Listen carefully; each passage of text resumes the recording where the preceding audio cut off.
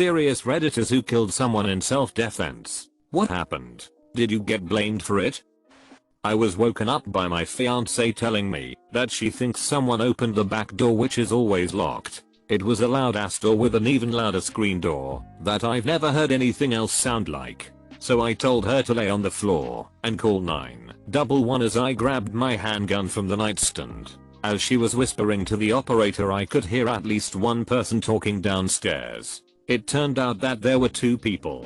I could hear footsteps slowly coming up the stairs. My fiance set the phone down and I told her to cover her ears. The bedroom door opened and a man was standing in the doorway with something in his hands. I later found out it was a knife. I fired 4 shots. 2 hit the man in the doorway in the chest. 1 hit the second person who was standing near the top of the stairs in the shoulder. And the 4th shattered my toilet down the hall. The police showed up soon after that. The rest of the night was mostly a blur. The guy in the doorway died there. The one I shot in the shoulder lived and was charged with his burglar buddy's death and a host of other charges. I also remember slipping on the stairs because of the water. I was never blamed for anything. I was asked to go to the station that night to talk to them for a while, but I was able to go with my fiance and not in the back of a cop car. The 911 recording backed up my whole story.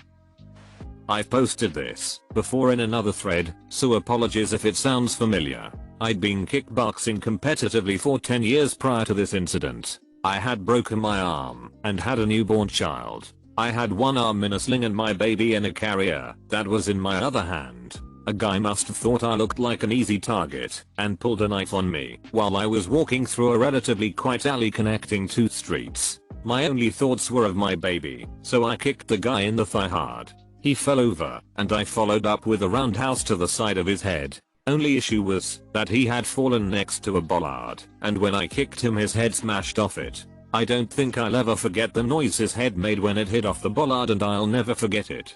I was charged with manslaughter, but the charges were ultimately dropped due to the fact I had my child. The attacker was armed, and I had no prior convictions. I still feel absolutely dreadful about what happened, and if I could go back and change it I would. But what's done is done. I'll never forget it. My mother was with an abusive boyfriend. When I was 12 he would beat my mother and me, and threatened to shoot us if we did anything against him. One night things got serious, and I was trying to find a way out, because I knew he was going to kill us. But it got too far by then, and I had no way out. In an attempt to save myself and my mother, I shot him. He died soon after. I believed that I had done no wrong, and wouldn't face consequences for my actions. After all, he was going to kill us if I didn't. This was in the state of Ohio though, and I ended up being sentenced to jail for 4 years. I still think it was unjust for that state to steal my childhood simply because I was trying to stay alive. But I have moved on since then, and try to do my best to make the best of my adult life. I used to live in a particularly bad neighborhood when I was 13ish. It was around midnight when I heard our front door open. My mom worked nights, and my dad was overseas. So I assumed either my mom got sent home early, or we were getting burglarized. We didn't have any guns in the house, or really anything someone could defend themselves with. So I hid in the closet in my room. After a few minutes I heard someone open the door to my room and start rummaging through drawers and such. I didn't really have anything of value, and there wasn't really anything in the house other than a really old TV that weighed upwards of 150 pounds. After throwing all the contents of my drawers onto the floor, I thought he'd be done and just leave. But I was wrong. Something about the closet called to him I guess, and he came over and put a hand on the doorknob. I couldn't really think of anything else to do, so I looked around for the most viable self-defense weapon I could find. The best I found was a clay bowl I'd made when in school a few years prior. When the door opened, I swung it as hard as I could. The impact was enough to daze him and shatter my shoddy bowl, but nothing else. I picked up one of the shards of the bowl and tried to use it as a sort of makeshift knife. He started backing away and tripped over something on the floor. I tried to jump on him and hold him down, but I was a scrawny kid, so it didn't really do much. He kept punching me, and in a moment of fear and adrenaline-fueled anger, I stabbed him with the shard of the bowl. I wasn't trying to kill him. but I punctured a vital artery or something, and he ended up bleeding out while I was on the phone with 911. The police took me to the station and asked a few questions, then called my mom to let her know what happened. They did want to try me for voluntary manslaughter, but dropped the charges soon after for reasons that were never disclosed to me. It really messed with my mental health. And because it was on the news and published in the local newspaper, and it ruined my social life for the next 5 years. But I've accepted it as part of my life and moved on. I was working in a prison in the UK. While doing my daily routine of AFCs in a cell, I had the door shut. I turned around sharply, and 3 inmates were standing there. I knew what was going to happen. Instantly I pushed my personal, and they rushed me. I shielded myself as best I could, while these 3 guys wailed punches and kicks on me. I started fighting back, and managed to catch one in the throat with a punch that crushed his windpipe. As he dropped gasping for air, the other 2 left. I should have tried to perform first aid, but I just stood there and watched him die. An investigation was launched, and I had to appear in court. Nothing came of it, but I still think about it sometimes. I killed 2 people, work the night shift, so I normally get home around 1:30 am, and most times my mother is asleep this time. However, I could see the living room lights were on and 2 big shadows were moving around in my house. This was extremely out of the ordinary, so I unclipped my Smith & Wesson SD9 from my holster and slowly peeked in through a window. There were 2 guys in their mid-40s in my living room throwing things around and rummaging trough drawers. One man had a handgun, and I figured I could wait and call the police from outside the house and keep an eye on them to make sure they don't head for the bedrooms on the 2nd floor. However, when I glanced to the couch, I saw my mother huddled with my 12-year-old niece who must have been spending the night. I knew if I waited for the cops this could go south. Before they got there, I was able to signal my mother to cover my niece's eyes and ears. I waited till the 2 men were on the far side of the room. I turned the doorknob and burst into the house with my weapon pointed at the man with the pistol. I told him in a surprisingly commanding voice to drop his weapon. Then it happened. It felt like slow motion. I saw his arms start to flick upward, and I fired 3 rounds into center mass. The second man reached behind his back, and I had no choice but to put 4 rounds into him. What I can tell you is it's not like the movies where a person dies instantly. In real life, people gurgle, cry, asks for family members, ask you why you did it, and so on. Super late, but oh well. A guy attacked me at 3 am while I was walking to work, literally barreled out of the woods and tackled me onto concrete with his belt undone. He broke 3 of my ribs and dislodged a vertebrae, broke my jaw. I got this surge of adrenaline, and I'm so thankful for that. I tried to choke him long enough to render him unconscious, and I did. He never woke up. It still bothers me sometimes. Nearly 10 years later, I was arrested and questioned in the hospital. UN cuffed the following morning after the police obtained security camera footage. I've been asked before how I managed to hold the choke long enough to kill him. I don't know. I may have crushed his windpipe. I have no concept of how long the choke, or even the whole situation, lasted. I'm retired now, but while I was a cop, I won't get into too much detail because I don't want his family to see this or anything like that. We had a call of a guy shot. Deal with that call. He was a gang member and he lived. We had a description of suspect vehicle which the shooter was driving. We find the car parked, nobody is in it, but we find guns and large amount of meth in the car. Find an ID and the guy is wanted for several violent crimes and his record says he is considered armed and dangerous. Use extreme caution. So we are dealing with that when we see a guy walking. It's like 3 am away from us. I drive over and spotlight him. I didn't know if it was our guy or just some dude out for drinks on his way home.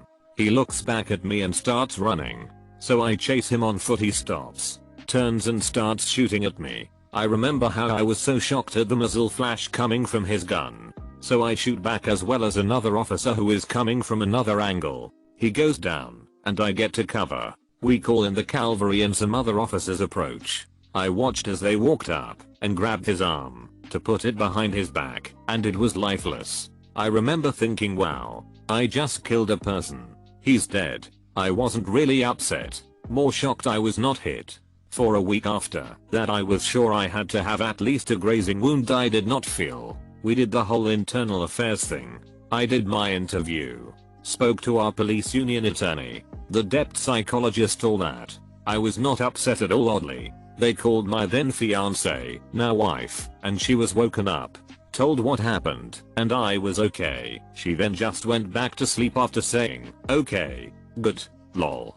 That night I still had a crap ton of reports to do which sucked, so I had to sit at the PD and finish them. I went home real early in the morning and couldn't sleep. My adrenaline was pumping still. I wasn't upset. I joked with other guys and we laughed about how I was near from Matrix dodging bullets. After something like that you get calls from everyone you know, and I couldn't talk about it as it was obviously now an IA investigation. When friends outside law enforcement heard it was me in paper, I got more and more calls. It felt good that people cared. I was not and still am not upset at all. Not one bit. I defended myself, and he made that choice. Not me. It could have been just another pose killing a young cop with a family, but this one was not, and I was glad for that. A few days later I was at Best Buy with my fiance looking at stuff for our house we were buying, and a kid accidentally popped a balloon. That sent my heart rate sky high. I shot another guy who pulled a gun about a year later, but he lived. He went to prison. Got out and I ran into him all the time as he was a career criminal too. He showed me his bullet scar once. He said he respected me, and he deserved it. Weird. The shootings don't bother me at all. The ones that have given me PTSD are the ones where fellow cops have died. I'd seen my first dead cop a few months into my career, and it woke my young 21-year-old ass up to the realities of the career. But the worst PTSD incidents for me were when kids died. I'd given CPR to a baby that suffocated by his own father who slept in the bed with him and rolled over on him. I'd seen a dead child ran over by a car. Those affected me, but they were exacerbated when my child was born.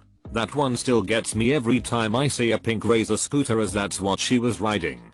The sight of one makes me sweat, and I get angry and extremely aggressive and protective of my daughter. Ugh. Just typing this last part has sent my anxiety up. I was injured at work and had to medically retire later in my career. I found marijuana, lol, helps a ton with my PTSD. I regret anything I ever did in my career that was any type of enforcement against this great plant. Anyways, that's my story. I was robbed at a gas station at Niffer Point one night in 2015. The guy unfortunately was hopped up on something strong.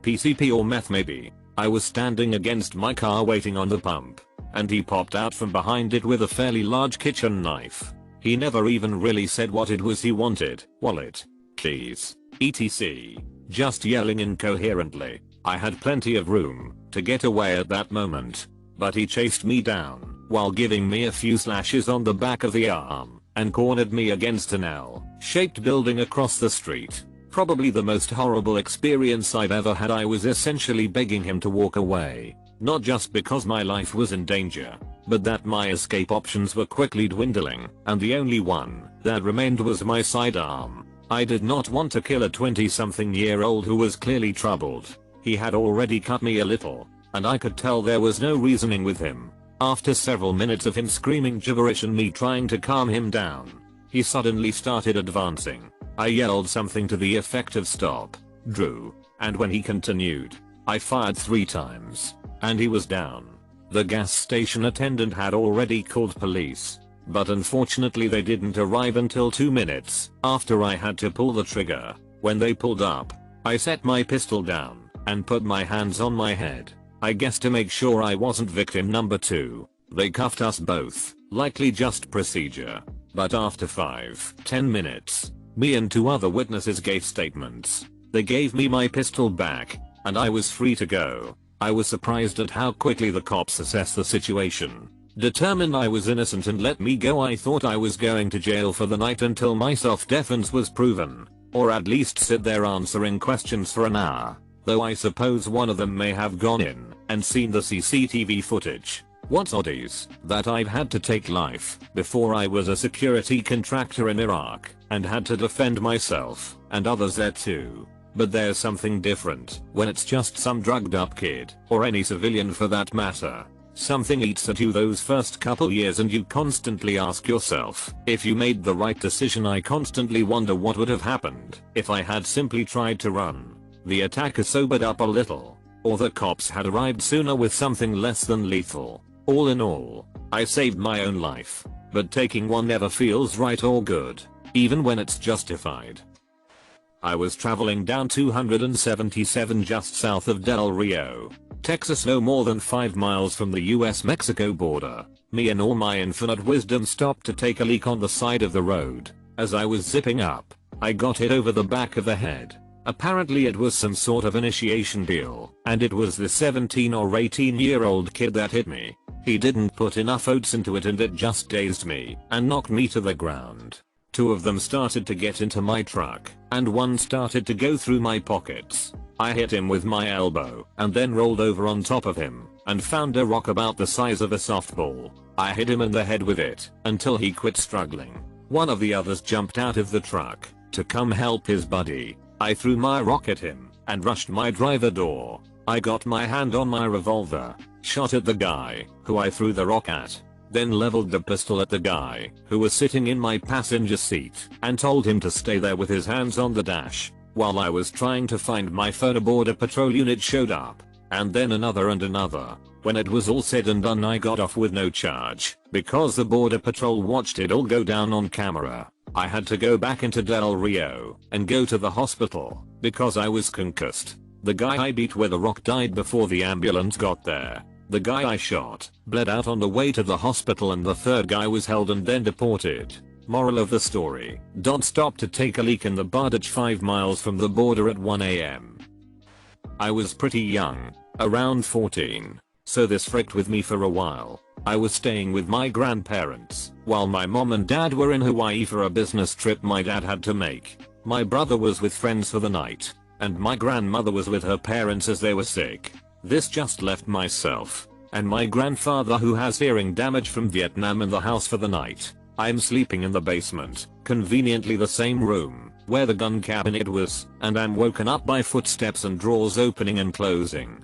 I knew there was no way it was my grandfather at 2 AM, so I grabbed a 12 gauge and headed up the stairs, not thinking at all to call the police, since the noises were coming from really close to my grandfather's bedroom. I got to the top of the stairs, and I see a guy standing there with something in his hand, and so being a kid, and not knowing what to do, I just went, "I think you need to leave." The guy turns around, and tells me to go back to bed, and he won't hurt me. So I raise the shotgun, and say it again louder. This time he turns around, and starts walking towards me, so I shot him in the chest. The thing in his hand was a large kitchen knife, and at this point, the gunshot was enough to wake my grandpa up, and he came flying out of his room with a pistol. Cops came and got everything sorted out. They took the shotgun for a few days while everything got sorted, but I wasn't charged because Missouri has castle laws. Plus, I was 14 and he was armed. This particular area is really bad with meth, and the guy had a record specifically for breaking and entering, theft, and meth use. So obviously we assumed he was looking for stuff to steal so he could sell it and buy meth. The whole thing bothered me for a while, but as I got a little older it kind of dawned on me that if I hadn't shot him, what would he have done to me? Reading these kind of posts made me think, how come all of the storytellers have an available pistol somewhere? Then I realized that the pistol usually is the only reason they are able to tell the story. My squad was working a checkpoint towards the beginning of the Iraq invasion in 2004. As we sat there in the black of night, no sort of street light or anything, I noticed a set of headlights approaching quickly. The local police were told we would be there, so I stepped out into the road with a giant maglite flashlight and began to flash it at the approaching vehicle. Nothing. I continued to flash my light now while waving my arms. The vehicle seemed to speed up. I added a yelling element to my repeated warnings. The vehicle seemed to speed up. It was time to make a decision. I told my gunner to be ready cause this car wasn't stopping. I raised my M4 and fired into the windshield rapidly. My .50 gunner followed suit. The car blew past us and quickly veered to the right and into the ditch of the road. Sometimes the driver is on the right of the car, sometimes he is on the left in Iraq. I had aimed to the right. I killed the passenger, who just so happened to be the local police chief's son. His friend the driver remained alive and uninjured. I was questioned about the incident by everyone from my battery commander to the division commander and CSM. Ultimately it was found that I acted appropriately and was let go. I will never forget the aftermath though. I feel guilty all the time. Nah man. Frick that guy. If you try to rob a visibly injured or disabled person with a baby, you deserve whatever happens to you. Also, I misread the part where you kicked his head. Thought you said his head smashed off. Seemed like quite an impressive feat to kick someone's head off. I've lived in Detroit for the past 20 years, and while the city is going through some awesome changes, there is still plenty of terrible crime happening. About 8 years ago I was finishing up my shift at a local bathhouse when this deranged guy in nothing but a towel came out of a sauna looking for his money. I don't think most Redditors are familiar with these types of establishments, but you usually get a small locker when you enter to store your stuff. You have a key on a kind of a scrunchy thing that you keep on your ankle or wrist. Basically what you get at a water park when you go swimming. Anyway, there are signs all over the locker room, saunas, private rooms that say to keep your stuff in your locker. It's Detroit after all. I politely told the guy that I don't know where his money is and asked him if he kept it in his locker. I don't know what this guy was on, but this was the wrong thing to say to him.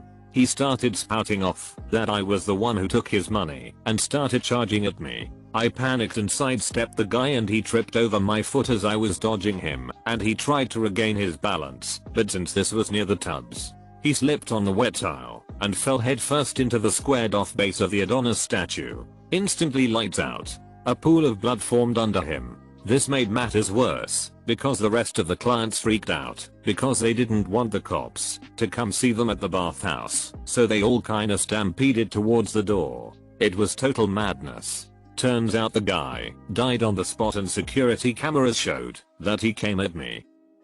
Throwaway for obvious reasons. And also disclaimer, the other stories on here are mostly around self-defense, and this isn't. This might receive a lot of hate, but I think it's important. My brother killed a guy in a bar fight. It was a stupid argument. He couldn't even remember what it was about afterwards, but he ended up shouting at a guy outside. They got pushy and then he punched him hard in the face. The guy fell back, smacked him head on the pavement, and was immediately unconscious. Died a few days later in hospital. My brother's life was destroyed, not just by the crap storm that hit him with the police and court case, but also the unrelenting guilt. He tears up talking about it years after it happened. He's so cut up he had trouble sleeping. He refused to ever go to a professional, but I think he probably has PTSD from the whole experience. Once you decide to use violence in a situation, the consequences of that violence leave your hands. Anything could happen. We looked up cases before, and it's more common than you think. I know a lot of stories on here will be from people who killed someone in self-defense. And my brother's story is worse, because he was intending to hurt the guy in the first place. He was just never intending to kill him. Please consider the implications of introducing violence to a situation. Some of you may disagree, but my brother was a good, loving person. He had a girlfriend he adored. He had graduated from a good university. His life was great, and he was well loved by all his friends. He wasn't a bad person. He made a stupid, wasted mistake that cost two people their lives. The poor guy he killed, and his own. Finally, one I can answer. Unfortunately, this is my boyfriend's story. He was stationed in NC and met a girl online. He went to her house to pick her up for a date. She told him she was almost ready and to sit on the couch. Well, out comes her boyfriend with a shotgun pointed right at my boyfriend. Now, my boyfriend is a freaking Marine. He's carrying. In a split second, he pulls his Glock and shoots this guy, killing him. He has his gun pointed at the girl now, waiting on police. He didn't have a concealed carry license at the time, but the police looked past that. No charges. A lot of these posts seem to be about folks assessing the situation and then using a gun to defend themselves. While practice aiming and handling the gun is easy enough to do, How do you practice managing fear response so you don't either freeze and just have the gun used on you, or be erratic and be ineffective or dangerous to yourself and the rescuees? Damn. Scrolled too far down. Now it's only politics. I guess I may as well tell my story. I went to Vietnam in 1966-70. I was a US Marine Lance Corporal. This means I rank above snail crap, but below woodchuck vomit. I was a rifleman, MO0311. We formed the bones of the fire team. I was placed at a howitzer fire base near the city of Hue along the Perfume River. The river winds through Hue and is featured in Full Metal Jacket. I can vouch for the snipers and authenticity of the scenes. During the siege of Hue I was personally in hand-to-hand and rifle-type combat for 3 days. I'm not proud of this statement, but as younger people you need to be told your history. It is important you understand it. Myself and a good friend we called Cuda as he worked on auto assembly lines were separated from our fire team. We had to secure a position of cover to get others to us safely. In going room by room Cuda and I had to protect ourselves. He shot several VC with a 12 gauge shotgun he used on point. He was our radio operator, so he did not carry an M1 carbine or a M16. Both were still issued in addition to shotguns as this was early in the war. Cuda had a Smith & Wesson Model 10 or M&P revolver, .38 caliber in a cross-chest holster similar to tankers and pilots wore. I was issued a M14. The M16 was just coming into use. I had also gotten my hold of a TT-33 Russian pistol by killing a VC officer. Our fire base was attacked and he failed to see me laying on the roof of our hooch. I shot him in the head and kept watch on his body overnight. The VC attempted to retake his body, so we assumed he had good intel or maps on him. A common VC trick was to booby trap the body. I had about 20-30 feet of rope with a stiff wire hook I would grab a part of the body with. I then played out the rope and gave the body a jerk in case a grenade was set to blow. Nothing happened, so I went through his pockets and found a few marked up maps. I took his collar devices and the pistol. I filed worth of it paperwork and shipped the gun to my mom sometime later.